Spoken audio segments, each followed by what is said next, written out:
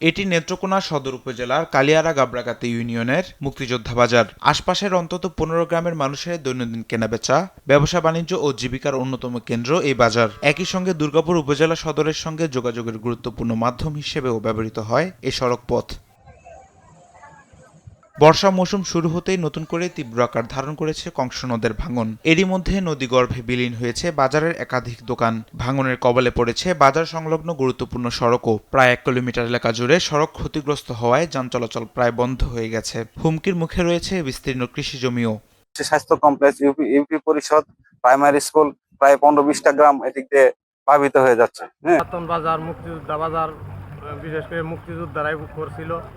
আগামী এই বছরটা গেলে মনে হয় যে এই বাজারে আর কিছু থাকবে না। স্কুলে যাইতে পারে না, মাদ্রাসা যাইতে পারে না, চলাচল করতে পারে না। এরপরে আমরা নিজেরাই নিয়ে আসি, আবার এখানে বসে থেকে রাস্তা ভাঙ্গা নদীতে সব পড়ে গেছে। সড়ক ভেঙে যাওয়ায় কৃষিপণ্য বাজারে আনা নেওয়া ব্যাহত হচ্ছে। স্থানীয়দের আশঙ্কা, দ্রুত কার্যকর ব্যবস্থা না নিলে আরও বড় ক্ষতির মুখে পড়বে পুরো এলাকা। আমরা অনেক সাইডে ৮টা-১০টা গ্রামের মানুষ এই রাস্তাতে যাই আসি। বাজার আছে, একটা বাজারে যাইতে হয়। ধান টান নিয়ে গেলেও আমরা পূজা ভাইয়া নিতে হয়, এক মনের নিচে উপরে নেওয়া যায় না। ভাঙতে অনেক আছে, আগে মেলা দূরাত আছে, এটা ভাঙতে একটা রাস্তা গেছে। আমরা বাজারে যাইতে পারি না, অসুবিধা হইব। খেত খুব যাইব গা, আমরা গোয়ার বাড়ি যাইব গা। এদিকে নদী ভাঙন রোধে দ্রুত প্রয়োজনীয় কাজ শুরু করার আশ্বাস দিয়েছে পানি উন্নয়ন বোর্ড।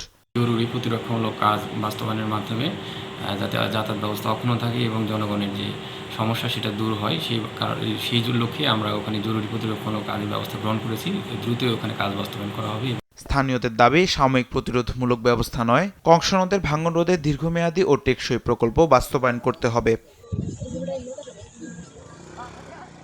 তামিম মাহবুব, নিউজ ডেস্ক, দেশ টিভি।